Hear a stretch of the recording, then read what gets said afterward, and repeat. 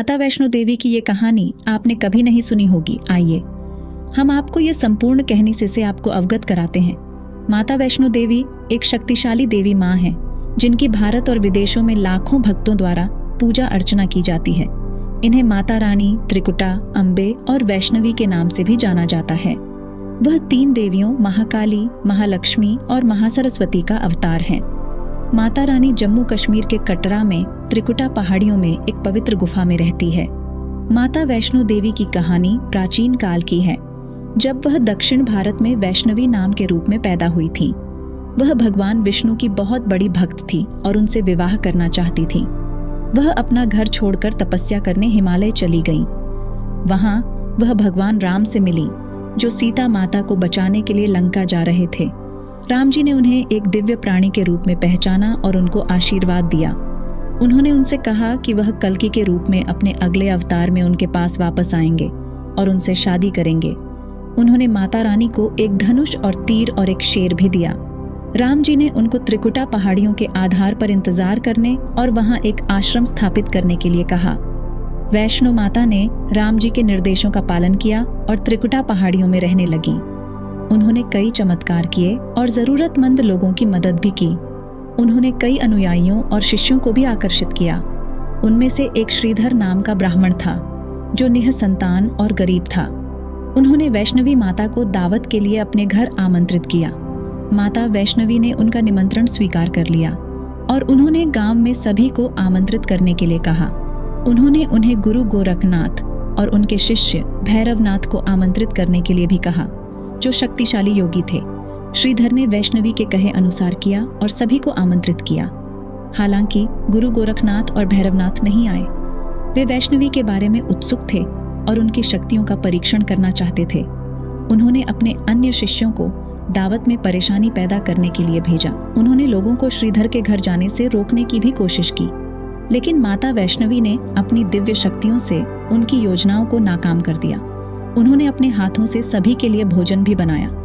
माता रानी ने श्रीधर को पुत्र और धन का आशीर्वाद भी दिया। गुरु गोरखनाथ और भैरवनाथ माता वैष्णवी के चमत्कारों से चकित थे। उन्हें एहसास हुआ कि वह कोई साधारण लड़की नहीं, बल्कि एक देवी थी। उन्होंने उनसे मिलने और उनके सम्मान का भुगतान करने का फैसला किया। हालांकि भैरवनाथ की वैष्णवी से विवाह करने की छिपी इच्छा थी। वह उनकी सुंदरता और अनुग्रह से मुग्ध था। वह उनके पीछे पीछे उनके आश्रम तक गया और उनको अपने मन की बात बताई। माता वैष्णवी ने उसे अस्वीकार कर दिया। उन्होंने उसे अकेला छोड़ने के लिए कहा। भैरवनाथ क्रोधित और जिद्दी था। उसने माता वैष्णवी की बात नहीं मानी और उन्हें शादी करने के लिए मजबूर करने की कोशिश की। उसने त्रिकुटा पहाड़ियों तक उनका पीछा किया और उनको परेशान करने लगा। माता वैष्णवी उससे दूर भागकर एक गुफा में पहुंच गई। उन्होंने गुफा में छिपने और भगवान विष्णु से प्रार्थना करने का फैसला किया। उन्होंने एक चट्टान का रूप धारण कर लिया और गुफा में विलीन हो गई। उन्हें आशा थी कि भैरवनाथ उन्हें वहां नहीं मिलेगा, लेकिन भैरवनाथ ने उन्हें पकड़ने की ठान ली। उसने माता रानी को हर जगह खोजा और अंत में गुफा तक पहुंच गया। उन्होंने गुफा में एक चट्टान देखी और उन्हें महसूस किया। उसने अपनी तलवार से चट्टान को तोड़ने की कोशिश की, लेकिन चट्टान ने उसके हमले का विरोध किया। चट्टान ने भी तेज आवाज की जो पहाड़ियों में गूंज रही थी। चट्टान ने भी तेज आवाज की जो गोरखनाथ तक पहुंचा। गुरु गोरखनाथ ने भैरवनाथ को चट्टान से युद्ध करते देखा। उसने उसे उसकी मूर्खता और अहंकार के लिए डांटा। उन्होंने उन्हें बताया कि चट्टान कोई और नहीं बल्कि माता वैष्णो देवी, सर्वोच्च देवी थी। उसने उसे अपनी हिंसा बंद करने और उनसे माफी मांगने के लिए कहा। उसने उसे यह भी बताया कि उसने देवी को ठेस पहुंचाकर घोर पाप किया है और उसे इसका परिणाम भुगतना होगा। भैरवनाथ को अपनी गलती का एहसास हुआ और उसे लज्जा महसूस हुई। वह चट्टान के चरणों में गिर पड़ा और माता वैष्णो देवी से माफी मांगी। माता रानी से उसने माफ करने और उसकी जान बख्शने के लिए भी कहा। माता वैष्णो देवी ने उसके पश्चाताप से प्रसन्न होकर उस पर दया कर दी। उन्होंने उससे कहा कि वह उसे माफ कर देगी, लेकिन उसे उसके हाथों मरने से अपने पाप का भुगतान करना होगा।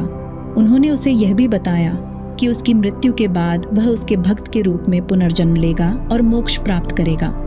उन्होंने उसे यह भी बताया कि वह सभी को वरदान देगी जो उनके दर्शन करने के बाद भैरवनाथ के मंदिर में जाएगा। भैरवनाथ ने माता वैष्णो देवी के फैसले को स्वीकार कर लिया और मरने की तैयारी कर ली। उसने उन्हें अपने हाथों से मारने के लिए कहा, न कि भगवान राम द्वारा दिए गए हथियारों से। उसने माता रानी को ऐसी जगह पर मारने के लिए भी कहा जहां वह उनका चेहरा भी देख सके। माता वैष्णो देवी ने उसकी विनती मान ली और उसे अपने नाखूनों से मार डाला। उसे एक ऐसी जगह पर भी मार डाला जहां वह माता रानी का चेहरा भी देख सकता था। वह स्थान अब भैरव घाटी के नाम से जाना जाता है, जहां भैरवनाथ का मंदिर स्थित है। माता वैष्णो देवी ने तब गुफा में अपनी तपस्या फिर से शुरू की और भगवान विष्णु के आने की प्रतीक्षा की।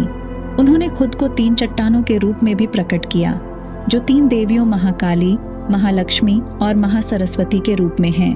इन चट्टानों को अब पिंडी के नाम से जाना, जो गुफा में पूजा की मुख्य वस्तुएं हैं। इस गुफा को अब पवित्र गुफा के रूप में जाना जाता है, जहां माता वैष्णो देवी का मंदिर स्थित है। यह शक्तिशाली देवी माँ माता वैष्णो देवी की वास्तविक कहानी है, जो अपने भक्तों को सुख समृद्धि का आशीर्वाद देती है। वह प्रेम, भक्ति और विश्वास का प्रतीक है। माता वैष्णो देवी वह है जो अपने भक्तों की इच्छाओं को पूरा करती है और उन्हें सभी बुराइयों से बचाती है। माता रानी अपने भक्तों को अपने निवास पर बुलाती है और उन्हें दर्शन देती है। माता रानी वही है जो कहती है, चलो बुलावा आया है, माता ने बुलाया है। मुझे उम्मीद है कि आपको ये कहानी अच्छी लगी होगी।